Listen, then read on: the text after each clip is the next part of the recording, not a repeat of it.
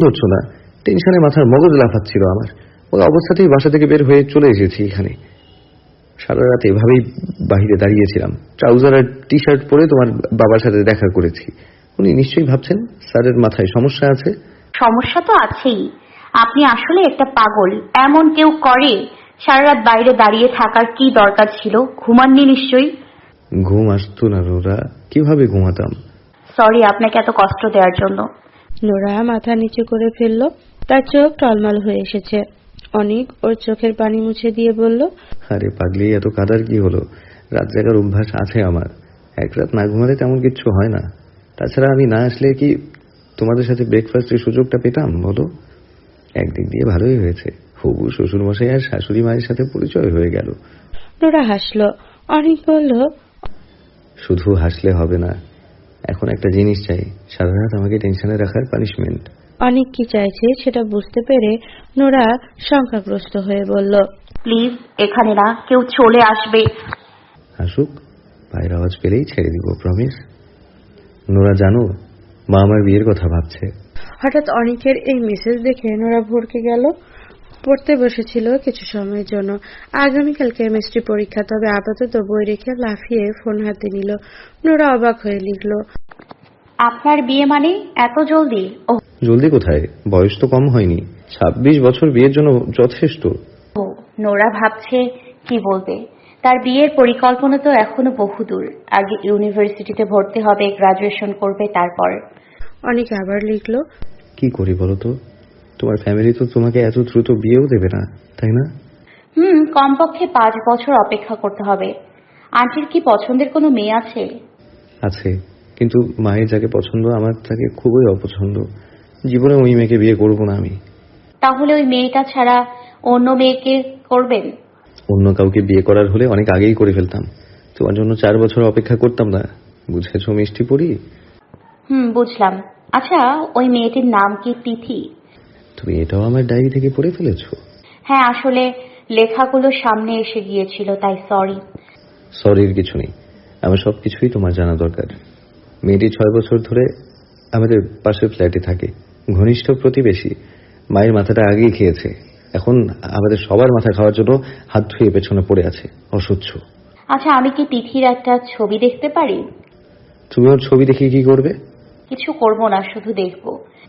আমার কাছে তো ওর কোনো ছবি নেই। ফেসবুক থেকে সেভ করে দেন।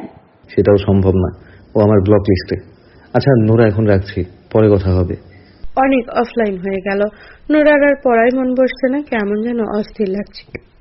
দুশ্চিন্তায় রাতে ঘুমও আসছিল না। অনেক ফোন ধরেনি সারা রাত, খুব ব্যস্ত মনে হয়। ভোরে নোরার ঘুম আপনা আপনি ভেঙে গেল। তখন আবার অনেকের নাম্বারে ডায়াল করলো, কিন্তু নাম্বার বন্ধ দেখাচ্ছে। সকালে নোরা একটা দুঃসংবাদ পেল। গত রাতে গ্রুপ ট্যুরে সিলেটে যাওয়ার পথে অনেকের অ্যাক্সিডেন্ট করেছে। কলিং বেল বাজছে, অন্তরা ব্রেকফাস্ট করছিল। তার মা আর বাবা দুজনেই অফিসের জন্য খুব সকালে বের হয়ে যান। সারাদিন অন্তরা একাই বাসাতে থাকেন। আধে খাওয়া ব্রেডটা রেখে দরজা খুলতে নোরা কান্নারত অবস্থা দেখে অন্তরা হকচকিয়ে গেল। হিচকি তুলে কাটছে মেয়েটা, এলোমেলো চুল, নাকের ডগায় জমে আছে ঘাম, বিধ্বস্ত অবস্থা একেবারে। অন্তরা আলতো করে ধরলো ওর কাঁধ, অবাক হয়ে জিজ্ঞেস করলো, কি হয়েছে দোস্ত, তোর এই অবস্থা কেন? অনেক স্যার অ্যাক্সিডেন্ট করেছে। কথাটা বলতে বলতে নোরা প্রায় লুটিয়ে পড়তে দিচ্ছিল। তাকে শক্ত হাতে সামলে নিল অন্তরা, কোনো মতে ধরে এনে সোফায় বসালো। শান্ত হো, আমি আলবির কাছে শুনেছি সব, তোকে জানাতে নিষেধ করেছিলাম, কিন্তু গাধাটা বলেই দিল। আমি এক্ষুনি ওর কাছে যাব, এক্ষুনি যাব। অপ্রকৃত স্থলের মতো কথা বলছে নোরা। অন্তরা ওর এই অবস্থা দেখে ঘাবড়ে গেল। আরে সিরিয়াস কিছু হয়নি পাগল, খুব মাইনর ইনজুরি হয়েছে। অনিক স্যার জানালার কাছে ছিল বলে মাথায় চোট লেগে অজ্ঞান হয়েছে, এর বেশি কিছু না। তোর কাছে এটা বেশি কিছু মনে হচ্ছে না? কি ফালতু কথা বলছিস? রাগে সেন্টার টেবিলের টিস্যু বক্স আর ফুলের টব আছড়ে ফেলে দিল। সিরামিকের টবটা কার্পেটের ওপরে পিছলে পড়ায় কারণে ভেঙে গেল না। অন্তরা ভীত কণ্ঠে বলল, মাথা ঠান্ডা কর নোরা, সত্যি অনিক স্যারের কিচ্ছু হয়নি। তাহলে ও আবার ফোন ধরছে না কেন? আমি ওর সাথে কথা বলতে চাই রাইট নাও। আচ্ছা আচ্ছা, আমি আলভিকে ফোন করছি। আমি সিরিয়াস অন্তু, আমি সিলেট যাব। মানে পাগল হয়েছিস? তুই আমার সাথে যেতে চাইলে আয়, নয়তো আমি একা একাই চলে যাব। চুপ কর, থাপ্পড় খাবি একটা। তুই কিভাবে যাবি? নোরা সেই প্রশ্নের জবাব দিল না, শুধু বলতে লাগলো। আমি অবশ্যই যাব। দুপুরে অনেকের সাথে নোরার কথা বলার ব্যবস্থা করা গেল। অনেক নিচে অবস্থা নোরাকে বুঝতেই দিল না। হাসপাতালে বিছানায় শুয়ে মাথা ব্যান্ডেজ আর হাতে গুরুতর ইনজুরি নিয়ে সে খুব হৃষ্টচিত্তে জানালো, আমি একদম ঠিক আছি নোরা, কিছুই হয়নি আমার, শুধু সামান্য একটু ইনজুর্ড হয়েছি। হসপিটালে তো জাস্ট ফার্স্ট এইড ট্রিটমেন্টের জন্য এসেছিলাম, এখন আমি রিসর্টে যাচ্ছি। নোরা তখন কান্নাই থামছে না। সে ভালো করেই জানে অনেক হসপিটালে একটু আগেই আলভির সাথে অন্তরা কথা বলেছে। নোরা তাদের কথোপকথন শুনেছে মন দিয়ে, তাই অনেক নিখুঁত অভিনয় দিয়েও তাকে ভোলাতে পারল না। সে বলল, আমি এক্ষুনি আপনাকে দেখতে চাই এই মুহূর্তে। অনেক বিপাকে পড়ে গেল। হাসপাতালে বসে সে ভিডিও কলের কথা বলতে পারবে না, তাই বাহানা বানালো। আচ্ছা, আমি তো এখন বের হচ্ছিলাম, বাসায় এসে তোমাকে ভিডিও কল দিব। একটাও মিথ্যে কথা বলবেন না, আমি ভালো করেই জানি আপনি কোথায়। আর শুনুন, আমি এক্ষুনি সিলেট আসছি। পাগল নাকি তুমি? খবরদার এসব পাগলামি করবে না। অনেক বিপাকে পড়ে গেল। হাসপাতালে বসে সে ভিডিও কলের কথা বলতে পারবে না, তাই বাহানা বানালো। আচ্ছা, আমি তো এখন বের হচ্ছিলাম, বাসায় এসে তোমাকে ভিডিও কল দিব। একটাও মিথ্যে কথা বলবেন না, আমি ভালো করেই জানি আপনি কোথায়। আর শুনুন, আমি এক্ষুনি সিলেট আসছি। পাগল নাকি তুমি? খবরদার এসব পাগলামি করবে না। নোরা অবিরাম কাছে অনেক নরম গলায় বলল, তেমন কিছুই হয়নি, বিশ্বাস করো, শুধু পেছন থেকে একটা ছোট্ট গাড়ির সাথে ধাক্কা লেগেছিল। আলভি তোমাকে না জানি কি উল্টাপাল্টা বুঝিয়েছে, টেনশনে কিছু নেই। আমি 2 ঘন্টার মধ্যে সিলেট পৌঁছে যাব। আপনারা যেখানে আছেন ঠিক সেখানেই আমি বাসে আছি। হোয়াট? নোরা কথা শেষ করেই লাইন কেটে দিল। অনেক ভেবেছিল নোরা হয়তো ফাজলামো করছে, কিন্তু কে জানতো মেয়েটা সন্ধ্যার মধ্যে সত্যি সত্যিই চলে আসবে। অনেক হাসপাতালের গ্রাউন্ড ফ্লোরে বসে চা খাচ্ছিল। একটু পর হঠাৎ দেখলো নোরা দূর থেকে হেঁটে আসছে। তার কাঁধে হালকা গোলাপি রঙের একটা ব্যাকপ্যাক, 3/4 কালো জিন্সের সাথে সাদা টি শার্টের ওপরে আকাশি রঙের জ্যাকেট, খোলা চুল, দেখতে একদম অন্যরকম লাগছে নোরাকে। অনেক প্রথমে ভেবেছিল এটা বুঝি তার ভ্রম। নোরাকে দেখতে দেখতে আনমনে চায়ে চুমুক দিতে নিয়ে তার ঠোঁট অবধি পড়ে গেল। নোরা অনেককে দেখতে পেয়ে ছুটে এসে জড়িয়ে ধরল। পেছনে অন্তরা ছিল। বিনয়ী কণ্ঠে বলল, স্যার, আসসালামু আলাইকুম। অনেক হতভম্ব হয়ে তাকিয়ে আছে। নোরা তাকে জড়িয়ে ধরে কেঁপে কেঁপে কাঁদছে। অনেক তাকে সামলাবে নাকি নিজেকে এখনো বুঝতে পারল না। মেয়েটা কেঁদেই যাচ্ছে। থমথমে নীরবতা ঘর জুড়ে। বিশাল জানালা থেকে ফুরফুরে বাতাস আসছে। মাথা নিচে করে বিছানায় বসে আছে নোরা। অনেক তারই সামনে বসে আছে সোফাতে।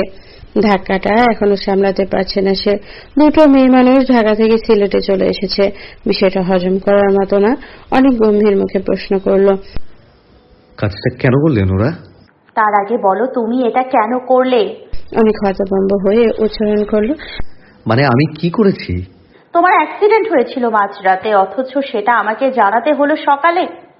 তাও তুমি কিছু জানালে না। আমাকে জানতে হলো আলভির কাছ থেকে। আর এই বিছানা ছেড়ে উঠে এলো নোরা। সোফায় অবস্থানরত অনেকের মুখোমুখি এসে তার শার্টের কলার খামচে ধরল।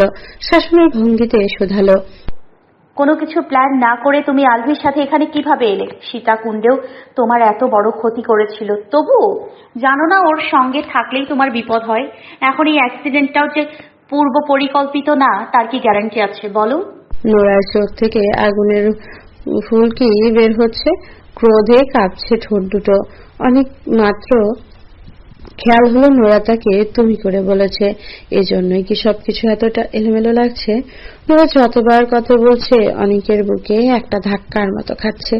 তবে বিষয়টা তার ভালোই লাগছে। নোরা আবার জিজ্ঞেস করলো, কি হলো? উত্তর দিচ্ছ না কেন? বলো। অনেক কিছু সময় চুপ করে থেকে বলল, তুমি বাসায় ম্যানেজ করলে কিভাবে? এখানে আসার সময় আন্টি আঙ্কেল কিছু বলেনি? নোরা ক্ষিপ্ত কণ্ঠে বলল, সেটা বড় কথা না, আগে আমার প্রশ্নের উত্তর দাও। কি উত্তর দিব? আলভি তার কাজের জন্য অনেক আগেই ক্ষমা চেয়েছে, আর আজকের ঘটনাটা শুধুই একটা দুর্ঘটনা। এখানে আলভির দোষ নেই, কারণ গাড়িতে সেও ছিল। তাছাড়া আলভি আমাদের গ্রুপ মেম্বার, ওকে ছাড়া কোনো ট্যুর প্ল্যান হয় না। উফ, তোমাকে কে বলেছিল ট্যুরে আসতে, তাও আবার আমাকে না জানিয়ে? যদি ভয়ঙ্কর কিছু হয়ে যেত আমি কি করতাম বলো? অনেক পলক না ফেলে তাকিয়ে আছে নোরার দিকে। ইস, লাল চুলের বাচ্চা মেয়েটার মুখে তুমি দাগটা শুনতে কি দারুণ লাগছে। মনে হচ্ছে মেয়েটা তার বউ। অনেক মনের অনুভূতিকে প্রশ্রয় দিল। নোরার নরম গালে হাত রেখে কোমল গলায় বলল, আই এম সরি, এরপর থেকে আর কখনো তোমাকে না জানিয়ে কিচ্ছু করবো না। কথাটা বলেই নোরাকে টেনে সোফার দেওয়ালে মিশিয়ে দিয়ে অনেক তারপর ঠোঁটে দিল গাঢ় চুমো। সারাদিনের ক্লান্ত দুর্বলতা সব এক নিমেষে শেষ হয়ে গেল। প্রশান্তিতে চোখ বুজে আসলো। বেশ অনেকক্ষণ পর অনেক ছাড়লো নোরাকে। মেয়েটা তখন বড় বড় শ্বাস নিচ্ছে।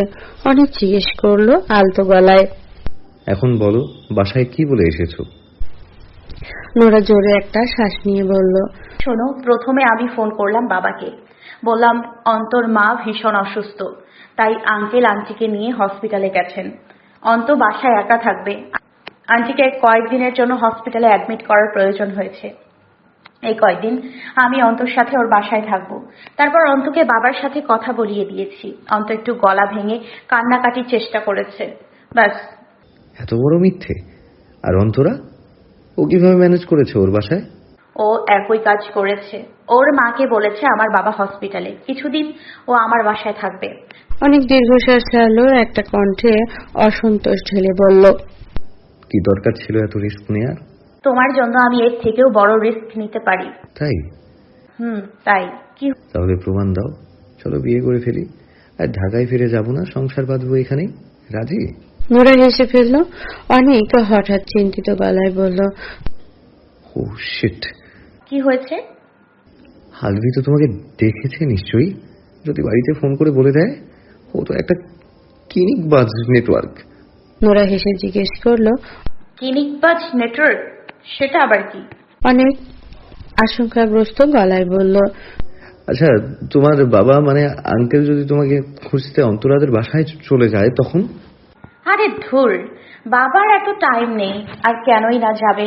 বাবা কি আমাকে সন্দেহ করেছে? সন্দেহ করলে তো আসতেই দিত না। পরে যদি সন্দেহ করে? কেন করবে? কোনো কারণ আছে সন্দেহ করার? দেখেন, আপনি শুধু শুধু টেনশন করবেন না, আর আমারও টেনশন বাড়াবেন না। তুমিটাই তো ঠিক ছিল, এখন আবার আপনি কেন? তুমি তো আমি রাগের মাথায় বলেছিলাম।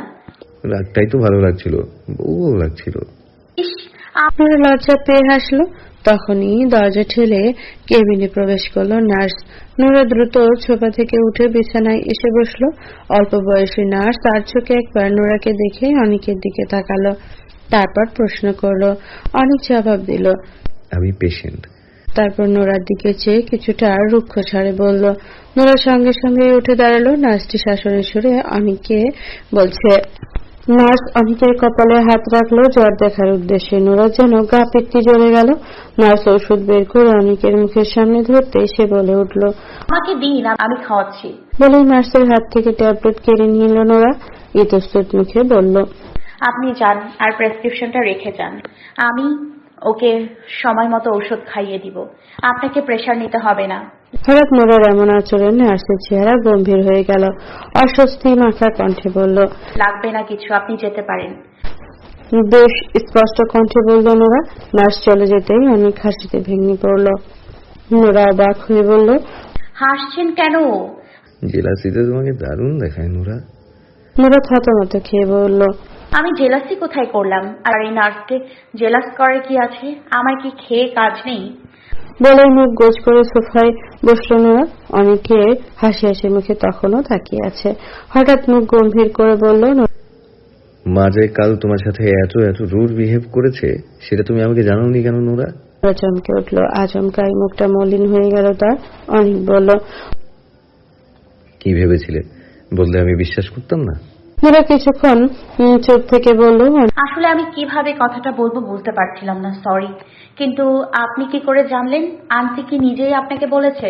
অনিক তাচ্ছিল্যের হাসি হেসে বলল, মা বলবে আমাকে? ফোনের রেকর্ডিং চেক করেছিলাম, মা তোমাকে যা যা বলেছে সব শুনেছি। নোরা অস্বস্তি মাখা গলায় বলল, আপনি আবার ওনার সাথে রুড হননি তো? দেখুন, উনি হয়তো বিষয়টা বোঝেননি তাই।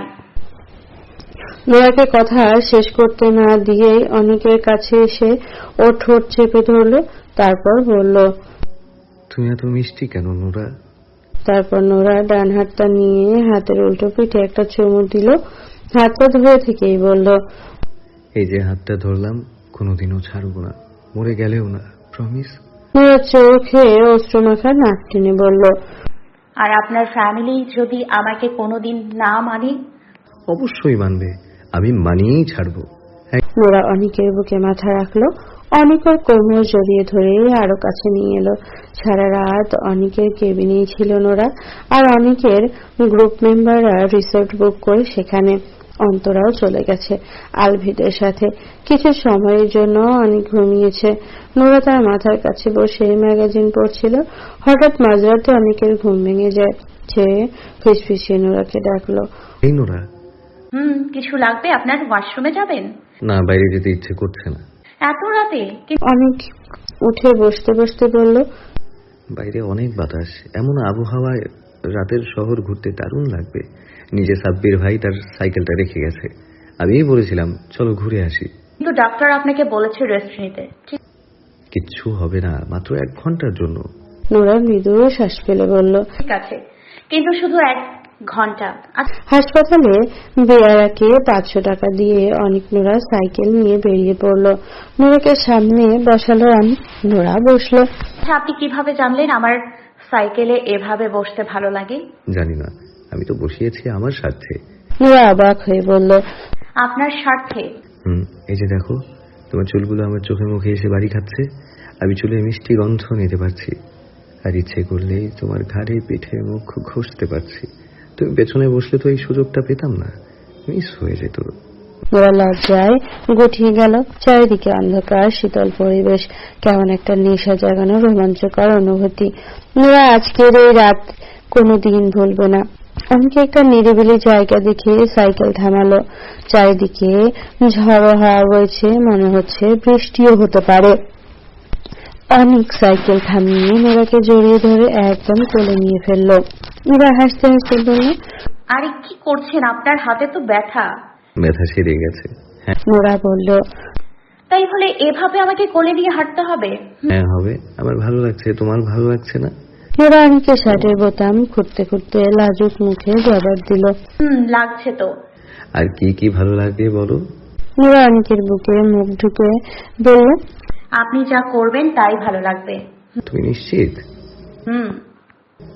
এটা ভুল নোরা, আমার সব কাজই তো তোমার ভালো লাগবে না। কেন? অনেক দুষ্টু হেসে বলল, যদি অন্য মেয়ের সাথে প্রেম করি সেটাও ভালো লাগবে, যদি তোমার জায়গায়।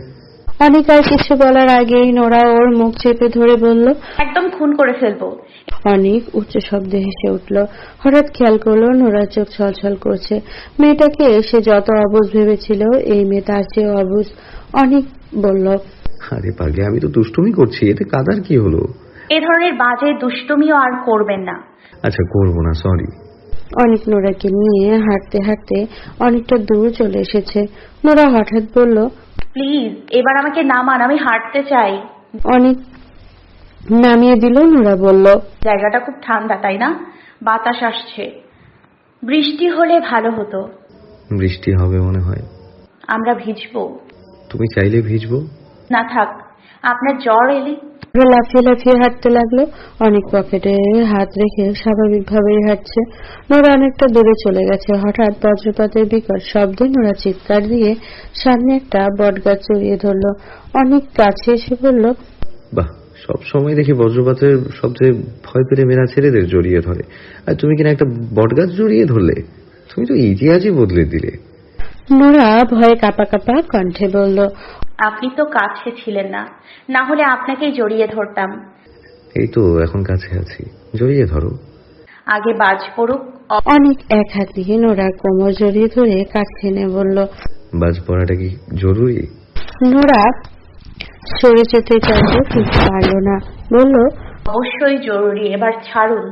হুম, কামড় দিব কিন্তু। কি? দাও, আমিও দিব। কি? আপনি আমাকে কামড় দেবেন? হ্যাঁ। আচ্ছা, আমার আগে কি আপনার কোনো গার্লফ্রেন্ড ছিল? হ্যাঁ, ছিল তো। নোরার চোখ বড় বড় হয়ে গেল। কি ছিল? আমাকে কোনোদিন বলেননি তো। তুমি জিজ্ঞেসই করনি, কিভাবে বলবো? আমি তো আর তোমার মতো না, রাস্তাঘাটের অচেনা মানুষদেরও বলে বেড়াই বয়ফ্রেন্ডের সাথে ব্রেকআপ হওয়ার ঘটনা। অনেকে কথা বলেই অন্যদিকে দেখালো। নোরা মনে পড়ে গেল তাদের যখন প্রথম দেখা হয়েছিল তখন সে রিক্সায় বসে অনেকে তার এক্স বয়ফ্রেন্ড ফারহানের গল্প শুনিয়েছিল। অনেক সেটা এখনো মনে রেখেছে। হ্যালো বন্ধুরা, পরবর্তী পার্ট খুব তাড়াতাড়ি আসবে, তো সবাই অপেক্ষায় থাকো। আর চ্যানেলটি যারা এখনো সাবস্ক্রাইব করনি তারা পরবর্তী পার্ট দেখার জন্য চ্যানেলটি সাবস্ক্রাইব করে রেখো। ধন্যবাদ সবাইকে, আমাদের সাথেই থেকো।